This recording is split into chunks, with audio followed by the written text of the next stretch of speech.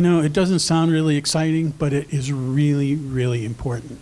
These things that we do municipality to municipality to municipality have a huge impact on what happens not only here, but on the state level and eventually on the national and international level.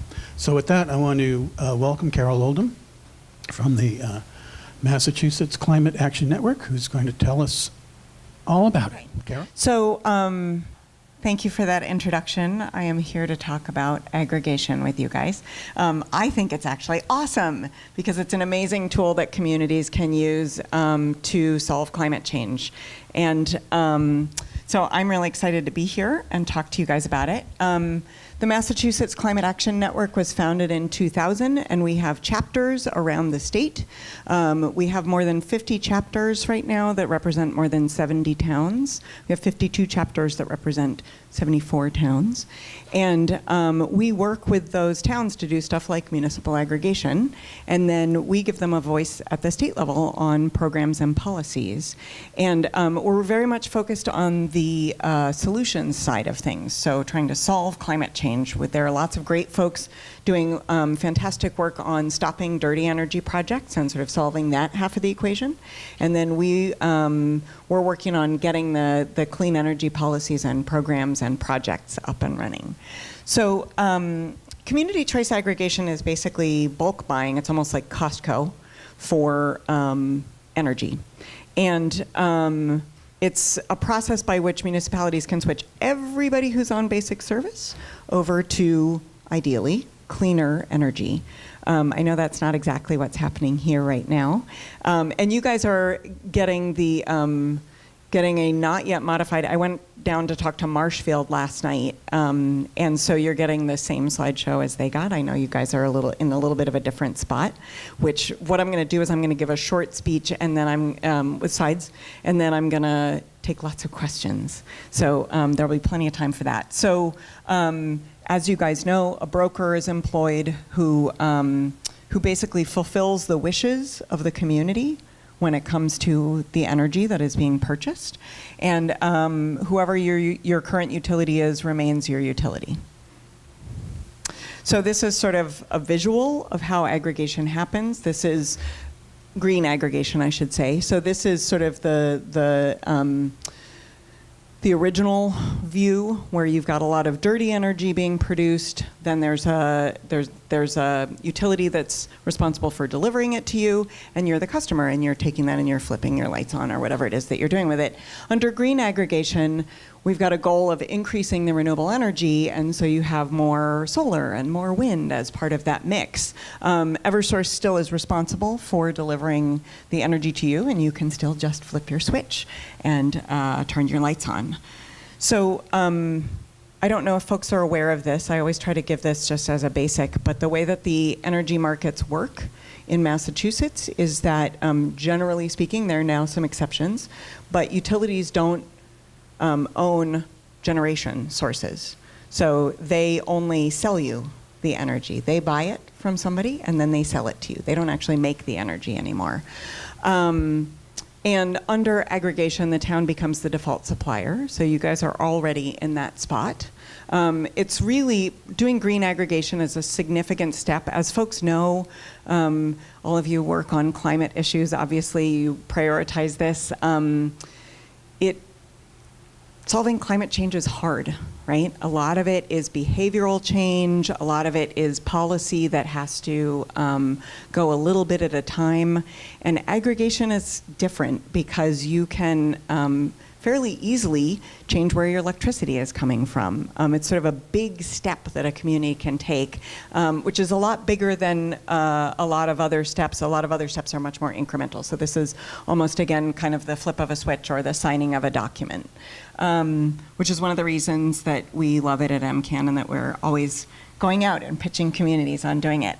So as you guys may know, every utility bill has two separate sections, and this is, again, because the utilities don't make the electricity anymore. So there's the part of the delivery, which is like the transmission part. For me, that's more than half of my bill, which makes me crazy every month. When I open it up, my husband can expect a rant. And then there's the supply, which is the only portion of your bill that is changed by aggregation. And this is just an example. Are you guys in Eversource? National Grid. Okay. So this is a little bit different than yours, but probably not a whole lot. But you can see here, this is the supply portion right here. And you can see on this bill, this is Patrick from MAPC's bill. So he was kind enough to give me some slides that, because I liked his better than mine. But you can see his supply is $18.92 and his delivery is $25. So again, it's usually less than half of what you're paying is for the supply, and that is the only portion that is changed by an aggregation program. Another thing to think about is the fact that under Eversource or National Grid, your prices change every 6 months. They go up generally in the winter and go down in the summer. I just got a big shock when I got my electric bill in January because they went up this winter quite a bit. And one of the other nice things about aggregation, which again you guys have already experienced, is that you still just get the single bill. So there's no sort of complicating things in terms of you don't have to get a third-party bill. It's just all the same bill, and you can actually have, some communities have done, and I think you can still do this, and I think you can do it with National Grid, you can have a line on the bill that tells folks where to call if they want to opt out of the program. Because one of the things that is great from a climate perspective about aggregation is that it is an opt-out program, which means you're automatically included unless you ask not to be. And as long as you're doing green aggregation, that's a really good thing because most people don't want to have to do the research, right? They start going down that path and then they just get lost. There's a myriad of sources of information, and it's just really easy to get too much information, get completely overloaded, and stop even paying attention. So it's an opt-out program as per state law, but folks can opt out. You can structure it so that people can opt out at any point in the program with no cost. So a couple of these are actually probably not that relevant to you guys, again, because you already have an aggregation program. A couple things is that does Eversource or National Grid hate when communities do aggregation? That's something that people ask, oh, are they going to oppose this? They don't, because it doesn't impact their profit margins, because what they make their money on is that delivery, which is why it's a little bit higher than the supply half. It doesn't cause brownouts on cloudy days if you're doing green aggregation. There is one of the questions that I get is, is there actually enough renewable energy in Massachusetts for us to do this? And the answer is yes, there is actually more than enough. Right now, the prices are falsely low because there's an oversupply of clean energy and communities stepping up and buying this energy. So I don't know, did folks see about Newton's aggregation program? So Newton, you'll see a price sheet in a couple minutes, but Newton decided that they were going to go, so I was one of the petitioners in Brookline when we went with 25% additional clean energy on top of what the renewable portfolio standard requires. And Newton apparently saw that, which we love, and said, we can do better than Brookline, and so, which we were thrilled about. And so they decided to go for a total of 60% renewable energy. And it's actually cheaper than the Eversource basic rate right now. I didn't check the National Grid rate because I thought you guys were in the Eversource territory, so I apologize. I'd be willing to bet that it is less than that as well. So just in terms of the percent renewable energy, sometimes folks say, what's the right percentage? And that is up to the community. One of the things that we sometimes get asked, particularly if a process has to go through town meeting, like when I was in Marshfield last night, they said, we have a bunch of folks who are Tea Party people who oppose everything in our town meeting. How do we talk to them about this? And I said, this is your community making the decision about where your electricity comes from. Right now, Eversource is making that decision for you. Don't you want Marshfield to make that decision for Marshfield? And that's one of the nice things, is that the community gets to decide what your percentage of renewable energy is.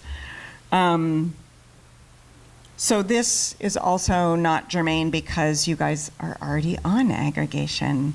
So I think a couple things that I really like about it is that it has the opportunity, green aggregation again, has the opportunity to give everybody in town cleaner energy without them getting lost in the research and getting sort of bogged down and discouraged.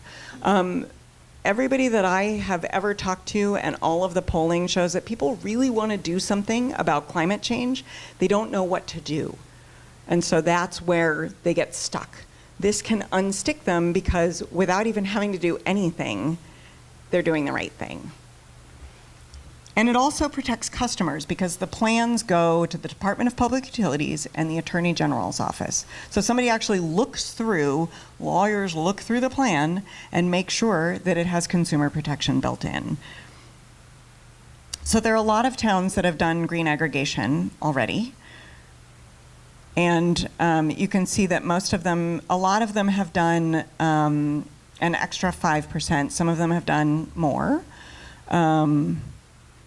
And Dedham, I didn't do the math for Dedham. Dedham is 14%, 19% clean energy. My math is terrible. Brookline is now 39% clean energy, and Newton is 60% clean energy. Because again, that's that state law, the Renewable Portfolio Standard, which requires that everybody get a certain percentage of clean energy, and then they're adding however much clean energy on top of that. So you can see here that Newton did their aggregation with Peregrine, and they're paying 11.34 cents per kilowatt hour versus the Eversource rate, which is 13.588 cents. So they're actually saving quite a bit of money per kilowatt hour. Brookline did an extra 25%, and they came in at 11, a little bit more than 11 cents. So folks are really doing a lot of green and saving money.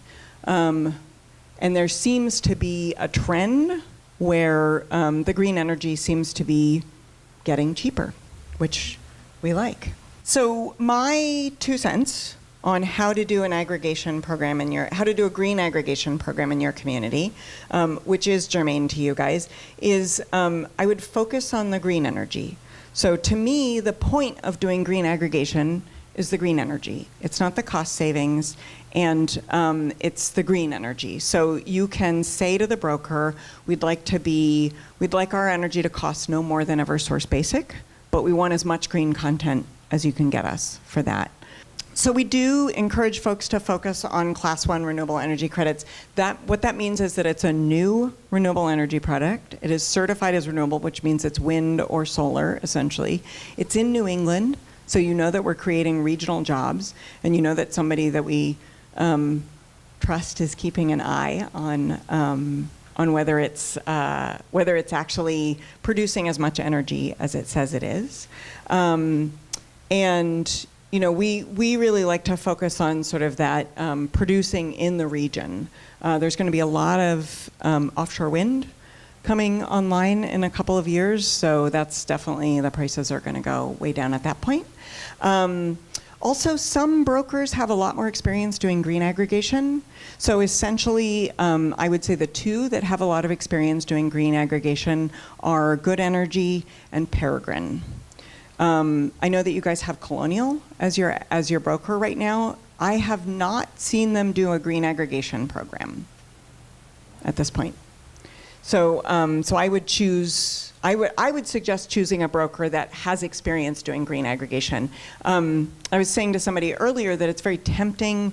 So a lot of times Colonial actually has been the aggregator or the broker for municipalities, so the electricity that they buy for the schools and the library and the town hall, and they've made a very good business of doing that. And so a lot of times it's very tempting to just say, you know what, let's stick with the folks that we know, we're used to working with them.